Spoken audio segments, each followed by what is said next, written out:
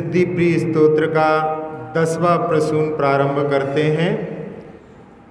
श्री शीतलाधिपतवाधिसभंजनानां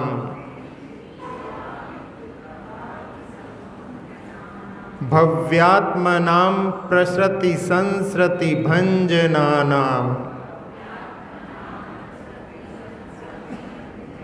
प्रीतिं करोति विततांसुरसार मुक्तिः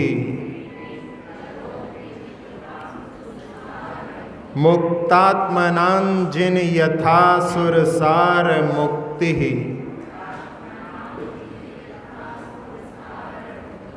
श्री शीतलाधिपतवाधिसभंजनानां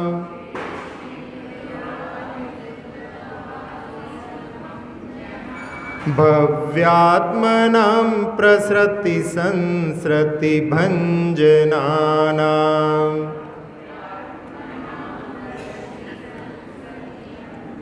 प्रीतिं करोति विततांसुरसार मुक्तिः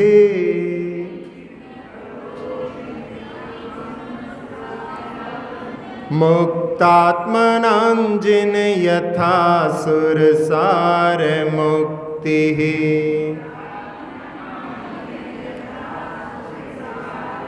श्री शीतलाधिपतवाधिसभंजनानां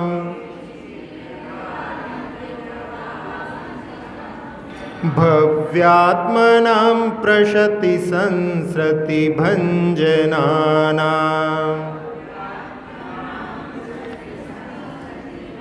प्रीतिं करोति विततांसुरसार मुक्तिः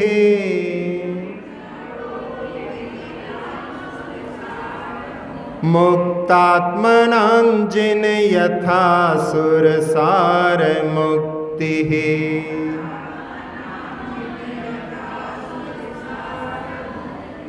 दसवें काव्य में आचार्य पूज्यपाद महाराज शीतलनाथ भगवान की स्तुति करते हुए श्री शीतलाधिप 10वें तीर्थंकर श्री शीतलनाथ के लिए तवाधिसभंजनानां आपकी जो सभा रहती है, समोशन रहती है, उसमें जीवों के लिए वो कैसे हैं भव्य जीव जिन्होंने अपने जो संसार के विस्तार को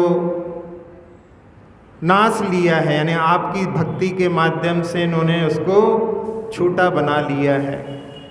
और ऐसे भव्य जीवों के लिए आप अपनी वाणी के माध्यम से, उक्ति के माध्यम से आप उनके लिए मुक्ति के प्रति विस्तृत जो है प्रीति को पैदा करते हैं, यानी आपकी वाणी उनके लिए विस्तृत प्रीति को पैदा करती है। और उनमें कैसी जो है प्रीति उत्पन्न होती है, वो कह रहे हैं मुक्तात्मनाम मुक्ति, जैसे जिन्होंने मुक्ति को प्राप्त किया है उनके लिए मुक्ति जितनी प्रिय थी, वैसी प्रीति उनके लिए भी मुक्ति के लिए उनके मन में आपकी वाणी उत्पन्न करती है। तब सुरसा उक्ति, आपकी जो कल्याणकारी मधुर वाणी है वो उन भव्य जीवों के लिए अरम्भिता यानी प्रति विस्तृत प्रीतिम करोति, उनके मन में प्रीति को उत्पन्न करने वाली है। भगवान की समूह शरण में जब वाणी खिरती है, 12 सभाओं में जीव सुनते हैं और वो अपने जो दीर्घ संसार है उसको छोटा कर लेते हैं अपने भक्ति के परिणामों से, और अपने मन में उस मुक्ति के लिए जिसके लिए भगवान ने मार्ग बताया है उसके प्रति भी उनके मन में एक अद्भुत जो है प्रीति उत्पन्न हो जाती है, जिससे वो शीघ्रता से मुक्ति के पथ पर आरूढ़ होकर के मुक्ति को प्राप्त करते हैं। भगवान की वाणी जहाँ पान करने के लिए समोषण के अलावा भी बहुत सारे साधन होते हैं, उनके माध्यम से लोग स्वाध्याय के माध्यम से, कभी गुरुओं के माध्यम से उस जिनवाणी का पान करने के लिए सतत अभ्यासशील रहते हैं। यहाँ एक बात जो विशेष कही है कि जैसे मुक्तात्माओं ने मुक्ति को प्राप्त किया तो लक्ष्य को प्राप्त उन्होंने किया है, और उनके लिए उस मुक्ति को प्राप्त करने की कैसी लालसा, कैसी प्रीति होगी, अब अपन उसको तो नहीं समझ सकते, लेकिन वर्तमान के परिप्रेक्ष्य में अपन देखें, जैसे कोई परीक्षा देते हैं बच्चे और उसमें पास होने की, अच्छे नंबर लाने की उनको बड़ी उत्कंठा रहती है, और जैसी जिनकी उत्कंठा होती है उसके अनुसार वो फल भी प्राप्त कर लेते हैं। एक बच्ची ने अखबार में फोटो देखा, 10वीं का रिजल्ट आया है, उसमें जिसने टॉप किया है उसका फोटो लगा हुआ देखा, और उसने मन में ठान लिया कि अगली बार मेरा यहाँ पर फोटो लगना चाहिए। उसने उस कटिंग को काट करके जहाँ पर किसी दूसरे का फोटो लगा हुआ था, उसने उस जगह पर अपना फोटो लगा लिया, और जैसे अभी 23 है तो अगली बार 24 का जो रिजल्ट आएगा तो उसने 23 की जगह 24 कर लिया, और अपनी टेबल जहाँ पर थी पढ़ने की वहाँ पर उसको लगा करके, और प्रतिदिन उस पर दृष्टि डालती। केवल उस पर दृष्टि डालने से ही टॉप नहीं करेगी, उसने उसके अनुसार अपने स्वाध्याय यानी पढ़ने के लिए भी समय जो है वहाँ पर किस प्रकार से कब समय देना है, कब उठना है, क्योंकि प्रातः काल में उठ कर के अच्छा अध्ययन होता है, तो उसने प्रातः काल में और संध्या काल में, शाम के समय में, रात में ज़्यादा देर तक नहीं जगना है, और सतत अभ्यास करते करते उसने, और साथ साथ में उस लक्ष्य को प्राप्त करना है, उस लक्ष्य की ओर भी दृष्टि थी। और जब अगले साल का रिजल्ट आया तो जो उसने सोचा था वैसा ही हुआ, बल्कि पिछले बार से ज़्यादा अच्छे प्रतिशत नंबर ला करके उसने टॉप किया।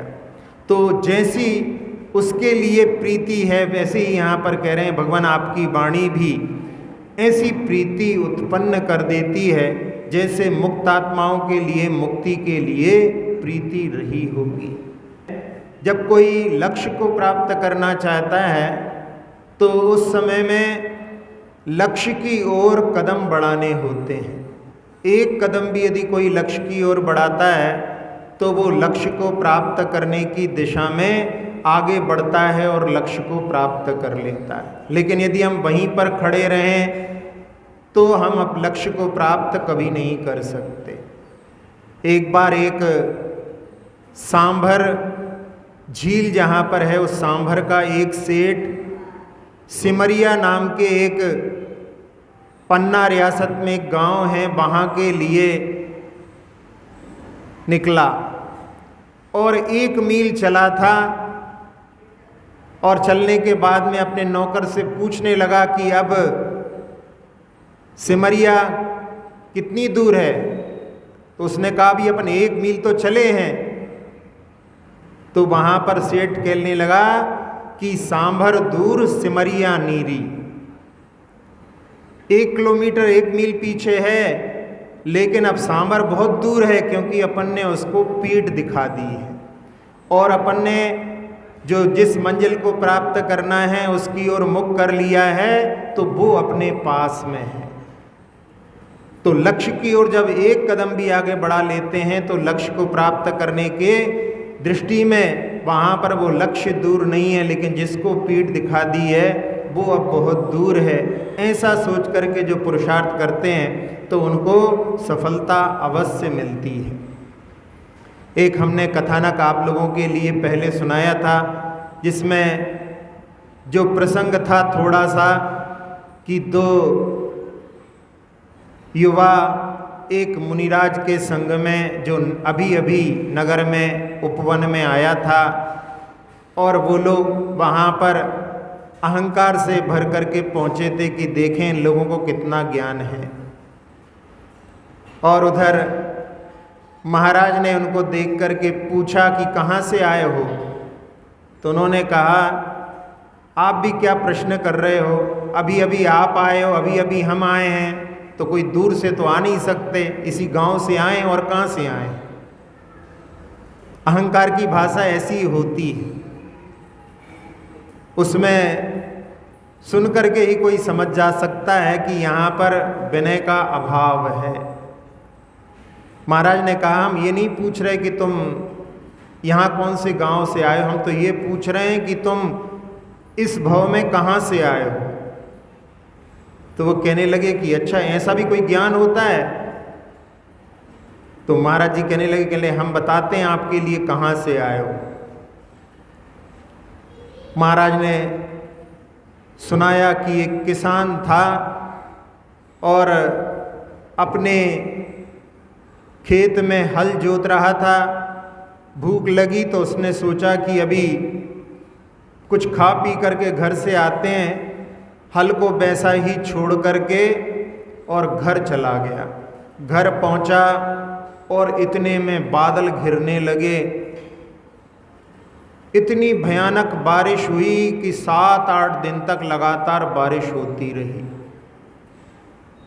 और जब वो बारिश थमी तो वो आकर के अपने खेत पर देखता है जो हल को छोड़ गया था उसमें कुछ कहीं पर चमड़े की भी कोई जो बांधने आदि के लिए उपकरणों के लिए प्रयोग किए गए थे, उनको 2 सियार ने वहाँ पर खाने की कोशिश की और उसके कारण में दोनों ही सियार मरण को प्राप्त हो गए। दोनों ही वहाँ पर उनकी लाशें यानी मृत शरीर वहाँ पड़े हुए थे। उस किसान ने कि इन्होंने हमारे उपकरणों को क्षति पहुँचाई है, अब इनकी जो चमड़ी है उससे मशक बनवा करके अपना काम लेंगे। तो उनकी जो है मशक बनवा करके उसने अपने घर में रख ली। अब वृद्ध था वो किसान, तो मरण को प्राप्त हुआ और मरने के बाद में अपने ही घर में अपनी बहू के गर्भ में वो आ गया, यानी अपना ही नाती स्वयं बन गया। अब जब उसका जन्म हुआ, वहीं पर जन्म हुआ, तो सब कुछ उसको याद आ गया, जाते स्मरण हो गया। अब वो अपनी माँ से माँ नहीं बोलता, बहू है, बहू को माँ कैसे बोले, ऐसा सोच करके बात ही नहीं करता, मौन धारण करके रहता। तो महाराज जी वहाँ पर उसको समझा रहे हैं कि वो सामने जो व्यक्ति बैठा है वही वो है जो मर करके, जो किसान था वो मर करके ऐसा उत्पन्न हुआ है। और उसको इशारा किया, वो आया तो बताया कि तुम जो है पहले किसान थे, मर करके उसके रूप में उत्पन्न हुए हो। पर्याय बुद्धि छोड़ो, संसार में तो ऐसा चलता ही है। ये तो रंगमंच है, जहाँ रंगमंच पर एक ही व्यक्ति विभिन्न प्रकार के वेशभूषा बदल करके आकर के विभिन्न जो है पात्रों को निभाता है। एक व्यंग याद आ गया, एक व्यक्ति हमको सुना रहा था कि जो रामायण करते हैं होती हैं जहाँ पर, वहाँ पर रामायण में मंच पर जो है करने के बाद में जब वो कलाकार बाद में बैठते हैं तो आपस में सब जो है बातें होती हैं। तो एक दिन हमने देखा कि रावण और सीता साथ में बैठ कर के बीड़ी पी रहे थे। अब रावण और सीता है, लेकिन वहाँ पे जो है अब मंच पे मंच है, बाद में तो सब ऐसे ही हैं। तो कहने की बात है कि ये तो रंगमंच है, सामने दिखाई दे रहा है, इसलिए पीछे से अपन कहाँ से कौन कौन किस रूप में आए हैं कोई भरोसा नहीं। तो वो वहाँ पर कि ये तुम्हारे जो है पुत्र का पुत्र बन गया हूँ, अपने पुत्र को मैं पिता कैसे कहूँ, ये तो पर्याय बुद्धि है, इसको छोड़ो, क्यों मौन को धारण किए हो। और वो जो है अपने कि हम इनको महाराज को सब कुछ ज्ञान है, तो वो एकदम बिल्कुल भक्ति में भर करके महाराज के चरणों में नमन करके कि हे भगवान हमारा भी कल्याण करो, हमें भी दीक्षित करो। और उनकी परिक्रमा देने लगा। सब लोग बड़े वहाँ पर कि देखो महाराज जी के लिए कैसा दिव्य ज्ञान है।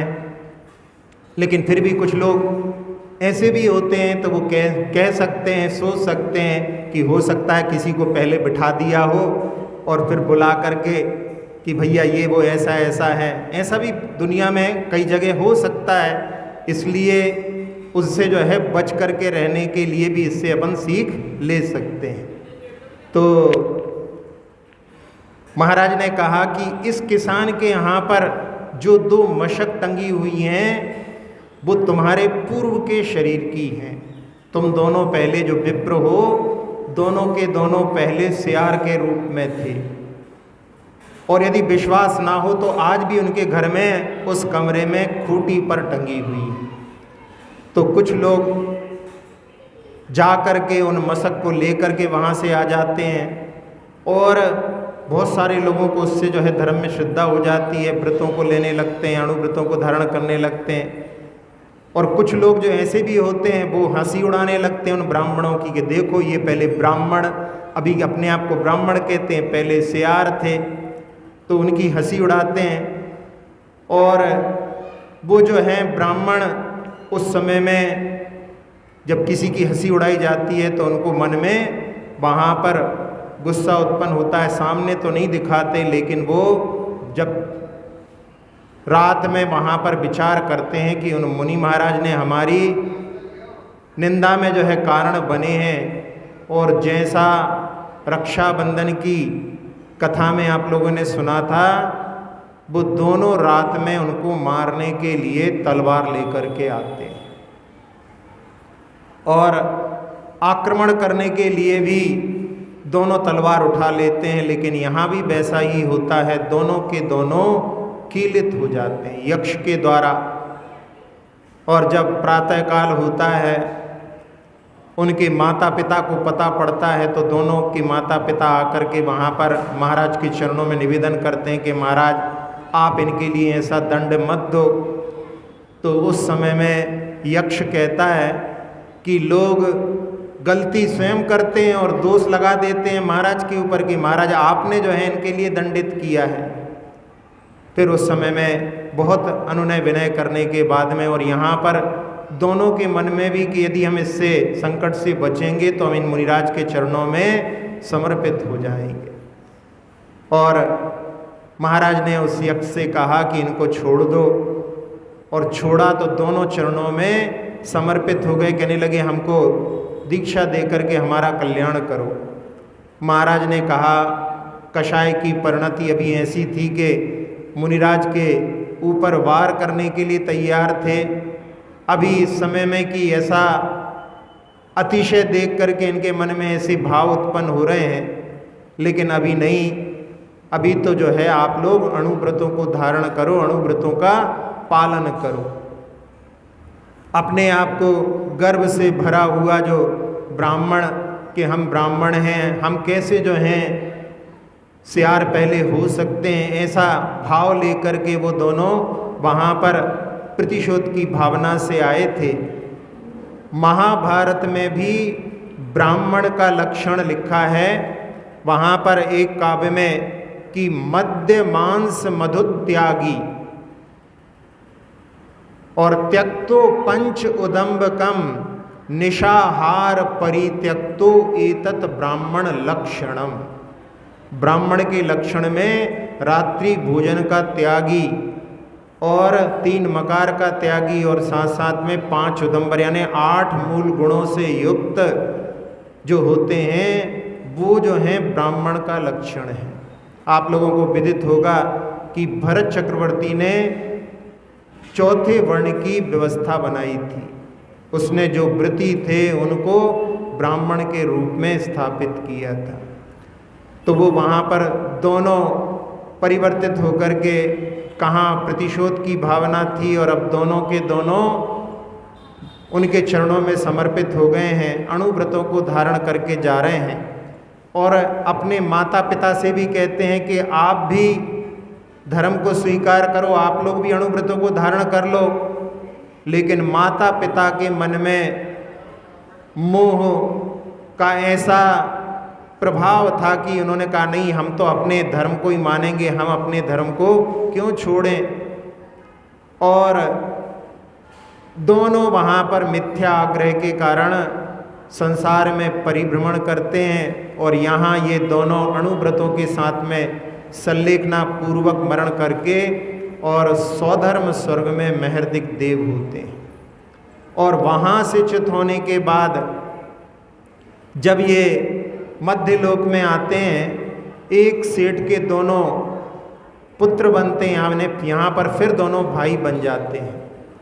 और एक बार जिनालय के दर्शन करने के लिए जा रहे थे, रास्ते में उनको एक चांडाल और एक स्वान का जो स्त्रीलिंग होता है, सुनी कह सकते हैं अपन उसको, वो वहाँ पर देख करके उन दोनों को उसके प्रति जो है प्रीति उत्पन्न हुई, अच्छा लगा उनको देख करके। किसी को देख करके मन में राग का भाव, स्नेह का भाव यदि आविर्भाव होता है तो वो समझना चाहिए कि पूर्व भव का कोई ना कोई अपना स्नेह का संबंध अवश्य रहा है। और उस समय उन्होंने आकर के भगवान की आराधना करने के बाद में पता पड़ा कि एक दिव्य ज्ञानी मुनिराज भी जिनालय में हैं। बड़े हर्षित होकर के कि चलो, मन में ये शंका है कि उनको देख करके हमारे मन में आनंद की अनुभूति क्यों हुई। जा कर के पूछा तो महाराज ने कहा कि ये दोनों तुम्हारे, जब तुम विप्रपुत्र थे तब दोनों तुम्हारे माता पिता थे, और इन्होंने धर्म का स्वरूप नहीं समझा, पापों में लिप्त रहे, इसलिए निंदनीय पर्यायों में भ्रमण करते करते अभी ऐसी अवस्था में है। लेकिन इस समय में यदि तुम उनके लिए संबोधन करोगे तो ये धर्म के मार्ग को अवश्य स्वीकार करेंगे। क्योंकि जब व्यक्ति दुखी होता है तब उस समय में उसके लिए कोई सांत्वना दिखाता है तो वो उनकी बात को स्वीकार करते हैं। कहते भी हैं नीति में कि आर्त परा नरा धर्म परा भवंती। जब व्यक्ति दुखी होता है तो धर्म में उसकी ज़्यादा रुचि होती है। आचार्य पूज्यपाद महाराज ने शांतिनाथ भगवान की स्तुति में शांति अष्टक में सबसे पहली पंक्ति में यही कहा है, न स्नेहात् शरणम प्रियांति भगवन पादद्वयन्ते प्रजा। कि भगवान आपके चरण में स्नेह से लोग नहीं आते, वो तो संसार में बहुत दुख है, बहुत पीड़ाएं हैं और आपके चरणों में शांति है, इसलिए आपकी शरण में आते हैं। तो ऐसा संसार का स्वरूप जो दुखमय है और उनके लिए तुम समझाओगे तो वो जरूर धर्म को स्वीकार करेंगे। दोनों भाई वहाँ पर जाकर के उस चांडाल को और उस स्वान की जो पत्नी होती है उसको वहाँ पर समझाते हैं और दोनों वहाँ पर उनकी बात को सुन करके अणुव्रतों को धारण कर लेते हैं। और बताया कि मात्र 1 महीने की आयु है, अपना कल्याण कर लो, बहुत अच्छा अवसर प्राप्त हुआ है। और दोनों ने अच्छे से धर्म का पालन किया। लेकिन जो स्वान की पत्नी होती है, यानी स्वान के जो स्त्रीलिंग होता है, उसने तो वहाँ पर मिथ्यात्व का दमन नहीं किया, पूरी तरह से सब पालन तो करते रहे और मर करके फिर भी धर्म का पालन किया है, तो उससे जो है राजकुमारी के रूप में उत्पन्न हो गए। और जिसने चांडाल ने अणुव्रतों का पालन किया और उसने मरण करके 16वें स्वर्ग में नंदीश्वर नाम के महर्दिक देव के रूप में उत्पन्न हुआ। इधर जब वो राजकुमारी बड़ी हुई और बहुत सुंदर थी और उसके लिए स्वयंवर का वहाँ पर प्रक्रम प्रारंभ हुआ, बहुत सारे राजा, बहुत सारे राजकुमार वहाँ पर उससे विवाह करने के लिए आए हुए थे।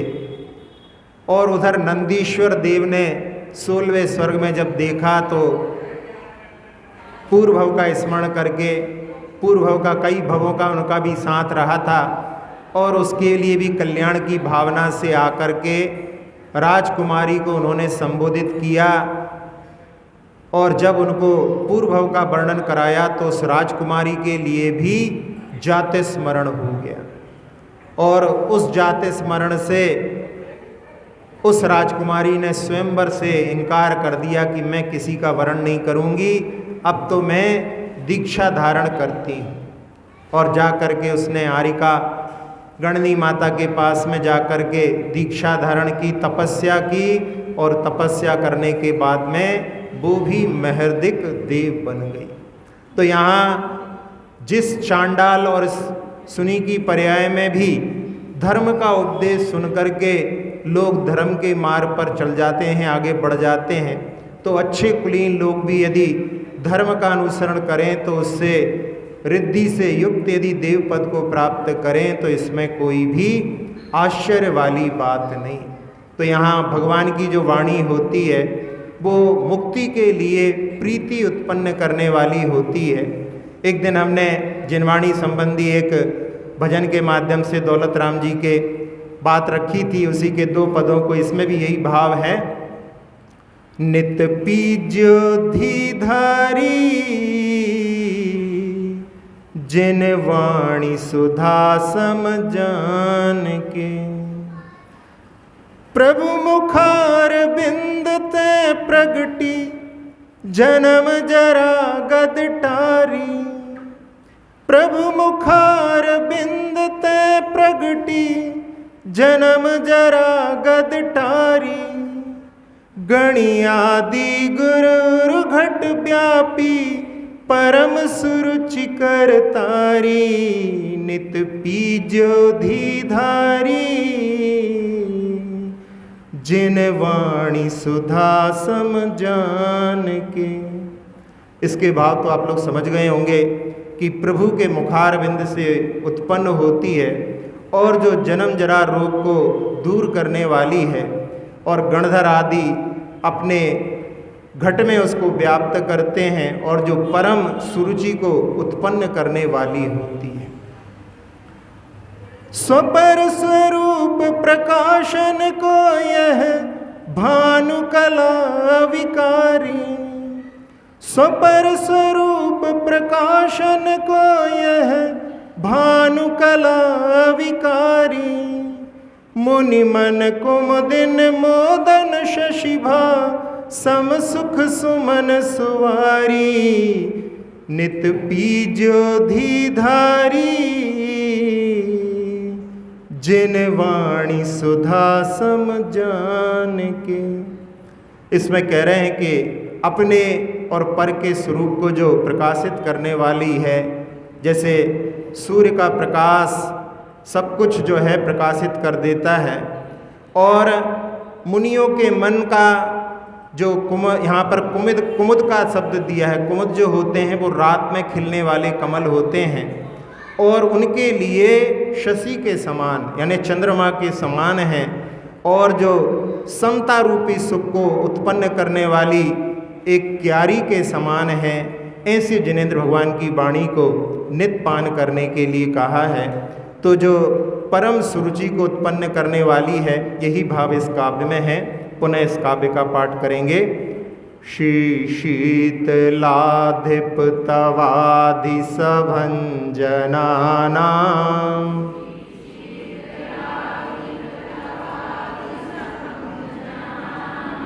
भव्यात्मनां प्रसृति संसृति भंजनानां।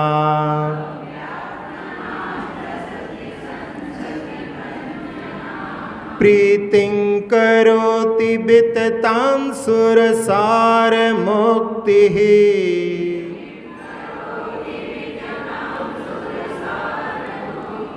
मुक्तात्मनां जिन यथा सुरसार मुक्तिः।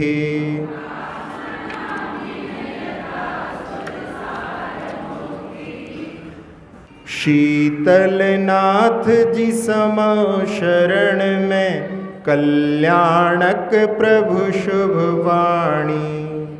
दीर्घ संस्कृति की है नाशक प्रीति को जनने वाली।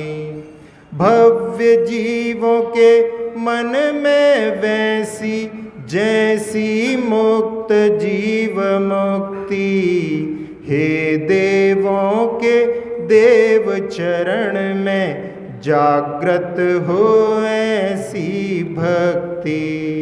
अक्षर पद मात्रा से दूषित वचन अगर ममहीन रहे, और प्रमाद कषाय के वश में सम्यक अर्थ विलीन किए।